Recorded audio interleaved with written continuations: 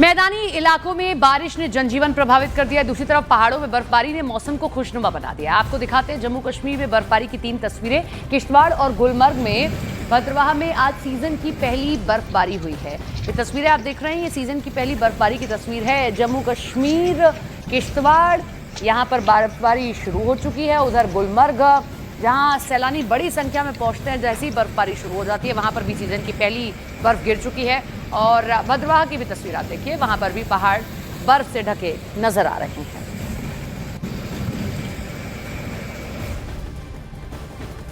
तो एक तरफ अक्टूबर में बारिश से लोग परेशान हैं, दूसरी तरफ पहाड़ों में बर्फबारी का दौर शुरू हो गया है। हम तस्वीर आपको दिखाते हैं जम्मू की, जहां माता वैष्णो देवी कटरा में मौसम खराब हुआ है कटरा में, और बारिश के चलते 3 दिन के लिए मां का दरबार जो उसकी यात्रा है वो स्थगित कर दी गई है। दूसरी तरफ धर्मशाला और रोहतांग में ताजा बर्फबारी हुई है।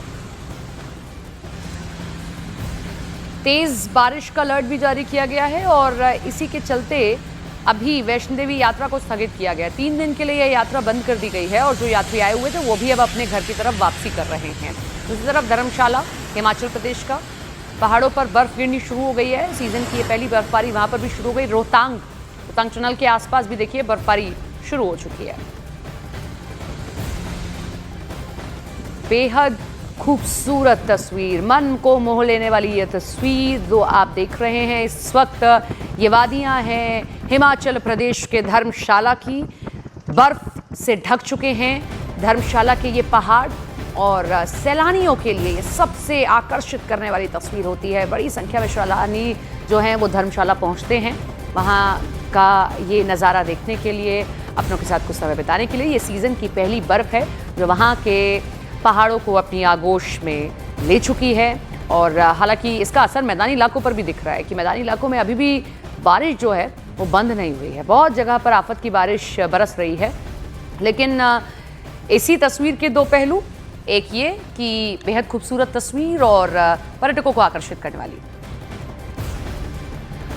पहाड़ों पर पड़ती बर्फ तो आपको आकर्षित कर ही रही है, लेकिन मैदानी इलाकों में जो अभी भी बारिश हो रही है वो बड़ा मुसीबत का सबब बन गई है। बिहार, कई शहरों की रफ्तार थम गई है। यहाँ पर सासाराम, वेदनगर और चंद्रवती नगर जैसी इलाके जो हैं वहाँ पानी भर गया है और एसडीएम आशुतोष रंजन और नगर आयुक्त विकास कुमार के नेतृत्व में अधिकारी दिन रात पानी निकासी में जुट गए, लेकिन हालात काबू में नहीं आ पा रहे हैं। सिवान के मेरवा में 50 साल बाद इतनी बारिश दिखी है। आधा शहर डूबा दिखाई दे रहा है। नई बाजार, बिचली बाजार, मजोली रोड, ये सब कुछ वो जगहें हैं जहां पानी घुस गया है। लोग मजबूर हैं अपने घर छोड़कर रिश्तेदारों के घरों में शरण ले रहे हैं। अब इस बीच पंचायत के पास राम जानकी सरोवर का दीवार टूटने से हालात बिगड़ गई है। सासाराम की तस्वीरें आप देख रहे हैं, देखिए सड़कें जलमग्न हो गई हैं। इसी पानी में से निकलकर जाना होगा और लोग अब न तो कहीं आ पा रहे हैं ना कहीं जा पा रहे हैं। और बरसात अभी भी हो रही है। सबसे बड़ी बात यह है कि ये पानी तभी निकल पाएगा जब बरसात रुक जाए, सूर्य देवता के दर्शन हो जाएं, लेकिन ऐसा नहीं दिखाई दे रहा है। अब सीवान की तस्वीरें देखिए, देखिए कितनी तेज बारिश हो रही है। सड़कों पर भरा ये पानी लोगों की आवाजाही को रोक रहा है। आप घरों से बाहर नहीं निकल सकते, दिन में हेडलाइट जलाकर चलना पड़ रहा है। अभी भी वहां पर काले बादल का साया है और अभी भी वहां तेज बारिश हो रही है। हैरानी की बात यह है कि मौसम ये बारिश वाला नहीं है, ये बेमौसम बारिश है। कार्तिक का महीना शुरू होने जा रहा है, सावन के महीने तक ही बरसात होनी है, लेकिन अभी भी तेज बरसात हो रही है। ये तस्वीर आरा की, आरा में भी तेज बारिश हो रही है, उसकी तस्वीरें। अक्टूबर में बारिश बाढ़ जैसे हालात लेकर आई है। देखिए इसी के चलते स्कूल्स की छुट्टी करनी पड़ी है और आंगनबाड़ी में जो केंद्र हैं वो बंद करने पड़े हैं। ना तो आप दफ्तर जा पा रहे हैं और ना ही कहीं बाहर निकल पा रहे हैं। अगली तस्वीर हम ये भागलपुर की अब आपको दिखा रहे हैं। भागलपुर में देखिए नदी का रौद्र रूप देखने को मिल रहा है। तेज बारिश के बाद पानी ने विस्तार लिया है और अब जो जितने लोग हैं वो सब ये कह रहे हैं कि नदी के किनारे अभी नहीं जाना है। ये कोसी बैराज 4,86,000 क्यूसेक पानी कोसी बैराज से छोड़ा गया है। सुपौल जिले में बाढ़ का हाई अलर्ट जारी हो गया। इसके चलते प्रशासन लगातार हालात पर नजर बनाए हुए। प्रशासन ने लोगों से ऊंचे और सुरक्षित स्थानों पर जाने की अपील कर दी है। अफवाहों से बचने की भी सलाह दी गई है। सुपौल, बिहार का कोसी बैराज 4,86,000 क्यूसेक पानी छोड़ा गया, तो निचले इलाकों में अब बाढ़ का खतरा बढ़ गया है और खासतौर पर सुपौल जिले में प्रशासन लगातार हालात पर नजर बनाए हुए है और लोगों से ये कहा जा रहा है कि निचले इलाकों को छोड़िए अब आप, और जो सुरक्षित स्थान है वहां पर जाना जरूरी है। देखिए सारे के सारे जो गेट्स हैं वो इस वक्त खुले दिखाई दे रहे हैं। पानी का रफ्तार वेग बहुत तेज। सीतामढ़ी में तटबंध टूटने से सीधा असर देखने को मिला। सीतामढ़ी में सुरसंड प्रखंड की कई पंचायतें जहां पानी भर गया है, बाढ़ की वजह से इलाके में अफरा तफरी मच गई है और लोग सुरक्षित स्थानों के लिए पलायन कर रहे हैं।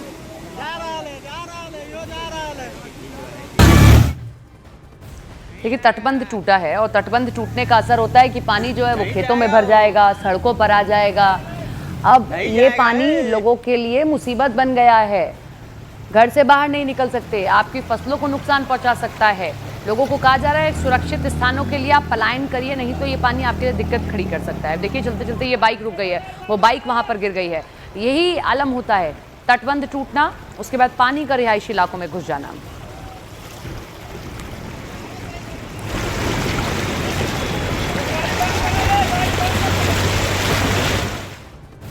बिहार में तो जो है वो हमने आपको दिखाया। उत्तर बंगाल जो है वो भी खासा प्रभावित है। यहाँ दार्जिलिंग, केम्पोंग और कुर्सियांग के पहाड़ी इलाके हैं बुरी तरीके से प्रभावित हैं।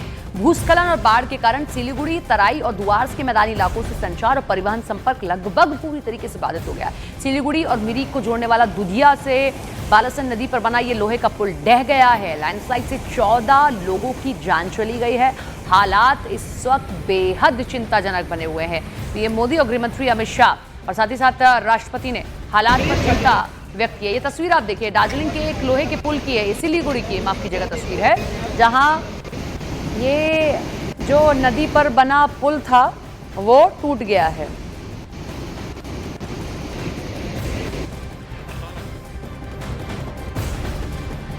अब जो तस्वीर आप ये देख रहे हैं ये जलपाईगुड़ी की तस्वीर है। देखिए रिहायशी इलाकों में पानी भर गया है और कई जगहों का संपर्क मुख्य जो शहर है उनसे टूट गया है। देखिए पानी कितनी तेजी से इस नदी में बह रहा है और ये अब दीवारों को तोड़ते हुए, जो किनारे की दीवार होती है उनको तोड़ते हुए रिहायशी इलाकों में घुस चुका है।